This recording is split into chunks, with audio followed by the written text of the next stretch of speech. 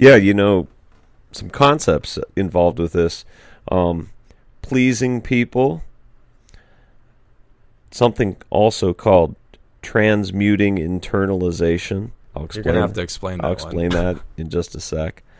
And what's involved here is a shift in general attitude. When you're a child, you please people. You like pleasing people, and you're called a good kid. You're called a good boy, right? And you get a lot of rewards for doing this, for being compliant, for going along with others. And you get love. You get an allowance. You avoid punishment. You avoid detention for being a good kid, for being a good boy. But the break point between childhood and manhood, the initiation you go through, you get this realization that, wait a minute, as a kid, I wanted to be a good boy, and I was good to people, and I did what they told me to. But as a man, it's looking to me like I need to say no to people and disappoint them, and they like me more for disappointing them. And it's counterintuitive. That's the other word that I wanted to bring up about this. Adult life is counterintuitive from what you would think the way things ought to be. That if you treat people well, they'll treat you well back. Well, that's the world of a boy. It's true as a boy. But as a man, when you disappoint others, only now can they really trust you. Because they know you're honoring your mission. Yes. There comes a point in every man's life where he has a decision between pleasing someone and compromising his own mission, or honoring his mission and having to say no.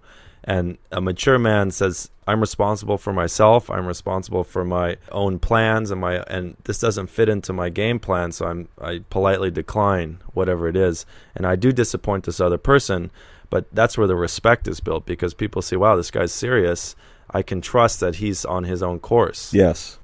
And I mentioned transmuting internalization. I'm waiting for this one. Yeah, it's a fancy psychiatry term for the process that must happen in mentoring or parenting or being a good big brother to other men. It's where you neither leave them totally on their own, just stuck and confused, orphaned, nor do you live their life for them.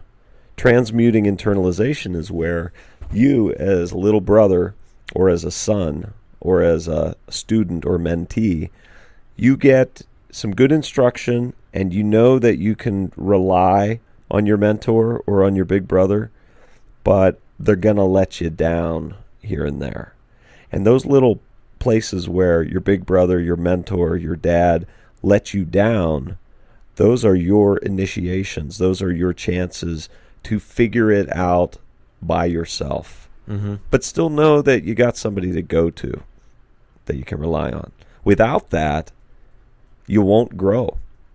If your dad or your big brother lived your life for you, took you by the hand 24/7 to show you how the world works, you wouldn't grow. But if they totally abandoned you too, orphaned you, you wouldn't grow, obviously. So some concrete examples out of my own life. In my early 20s, I had a business, and I was entitled. I felt very entitled, so I spent up credit cards. I spent with no conservation of resources, and I ended up in a financial pickle, and my credit took a hit, and no one was there to bail me out. And the years subsequent, with low credit rating, my life was difficult. I had to live on a cash basis. I had to have friends co-sign. This was about 10 years ago. And thankfully, the laws are 7 years, and I'm past that stage. But what that taught me is that I'm responsible for my financial life. I can't ignore bills. I can't spend beyond my means. And so the commercial parent, the world out there, took care of me, or taught me a lesson and said, you know what? You're responsible to be on top of your life financially. And if you don't, these are the consequences. Your life gets very hard. And now I've recovered and I'm in good financial position. I'm not going to make that mistake again. I know when a bill comes, I pay it. I know what I can afford and what I can't. And I had to go through that learning process without my parents bailing me out to come to a point where I'm much more mature financially today. That's it. And built into these little points of being let down by others is the fact that at those points you are alone. You are Right. truly Very alone. Nobody's coming. Nobody's coming to the rescue.